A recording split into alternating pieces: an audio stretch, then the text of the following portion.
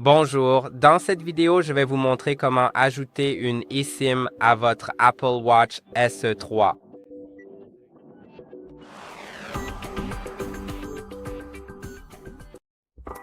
Si vous souhaitez ajouter une eSIM à votre Apple Watch pour activer le service mobile, il est important que votre opérateur ne prenne pas seulement en charge la eSIM en elle-même, mais qu'il prenne aussi en charge ce qu'on appelle le multiSIM. Ce n'est pas un nom standardisé, donc il se peut qu'il soit appelé un peu différemment selon les opérateurs, mais il doit absolument prendre en charge le multiSIM car vous allez ajouter le même numéro pour le partager entre votre Apple Watch et votre iPhone. Vous ne pouvez pas ajouter un numéro de téléphone différent à votre Apple Watch par rapport à votre iPhone.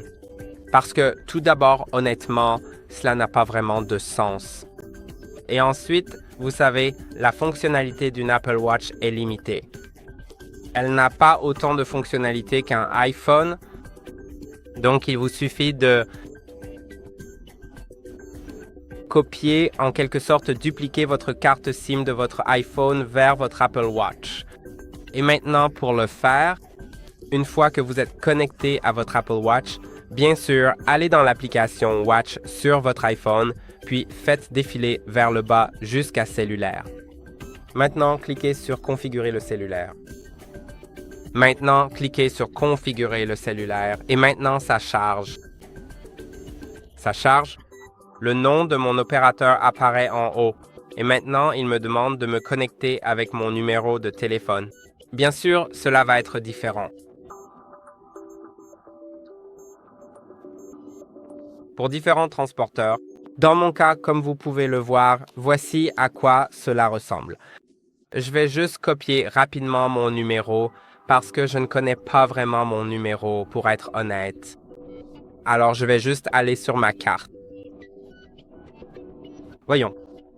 Il s'agit probablement de ce numéro de téléphone, mais je peux me tromper. Essayons. Ok, ça disparaît. Oh, comme n'importe quoi. Ok, copions-le. Collons-le ici. Bon, je vais devoir le taper manuellement, je suppose. Entrons le numéro de téléphone. 265. Et il y a 412. Ok, nous allons maintenant nous connecter.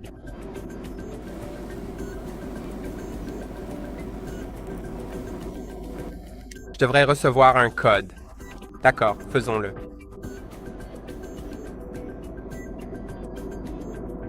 Et maintenant, vous pouvez voir que je peux le faire. Donc, je vais juste passer par là.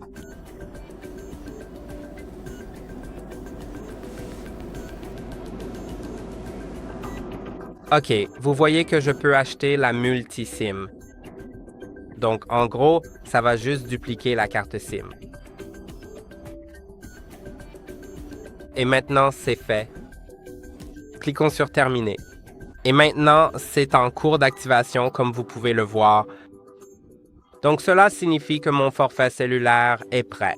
Bien sûr, le processus peut être différent selon votre opérateur. Comme je l'ai dit. Mais oui, attendons que ça s'active. D'accord, maintenant c'est là, mais il est indiqué non utilisé. Donc, je vais peut-être devoir cliquer dessus ou quelque chose parce que je ne pense pas vraiment qu'il devrait être indiqué non utilisé. Je vais voir, je vais déverrouiller l'Apple Watch. Je vais cliquer ici sur ce bouton. Ensuite, cliquons ici. Oui, donc le bouton latéral indique qu'il n'y a pas de carte SIM et pas de connexion. C'est un peu étrange. On va essayer de régler ça en fermant l'application, puis en la rouvrant. Allons dans Cellulaire.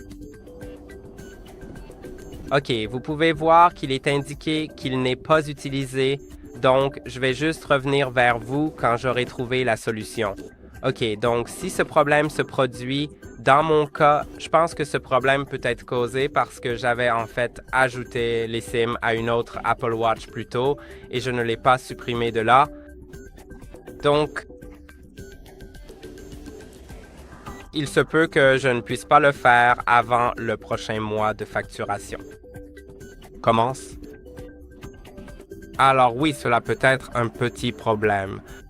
J'ai aussi essayé de redémarrer l'iPhone, mais non, je viens de confirmer que c'est très probablement à cause de ça. Donc oui, pour l'avenir, souvenez-vous de supprimer vos eSIM des autres appareils que vous ne prévoyez plus d'utiliser. Je vais juste essayer une dernière chose. C'est de supprimer les SIM et de la réajouter sur la même montre. Peut-être que ça résoudra le problème, mais vous savez, c'est quelque chose d'assez courant avec les eSIMs en fait. D'accord, maintenant, après le redémarrage, il indique en fait que ça fonctionne. Alors voyons, peut-être que ça marche effectivement après avoir redémarré l'iPhone. Aussi, souvenez-vous que vous devrez peut-être en fait... Oui, ça fonctionne. Donc oui, laissez tomber. Mais si vous avez eu des problèmes, il se peut que vous deviez contacter votre opérateur. Peut-être qu'ils pourront résoudre le problème. Ça dépend de l'opérateur, honnêtement. Comme vous pouvez le voir, en fait, je me suis trompé. Ça fonctionne. Donc tout va bien. Et je peux recevoir des messages. Je peux recevoir des appels ou utiliser les données cellulaires même si je suis loin. Du téléphone si je ne l'ai pas avec moi et j'espère que la vidéo vous a été utile. Au fait, parfois, il se peut que vous deviez aussi redémarrer la montre. Pour redémarrer la montre, maintenez enfoncé le bouton latéral ici, celui qui se trouve sous la couronne digitale, puis cliquez sur ce bouton de veille, bouton d'alimentation ou peu importe son nom, et faites glisser pour éteindre. Ensuite, rallumez-la en maintenant à nouveau le bouton latéral sous la couronne digitale. J'espère que cette vidéo vous a été utile. N'oubliez pas de liker et de vous abonner et on se retrouve dans la prochaine vidéo.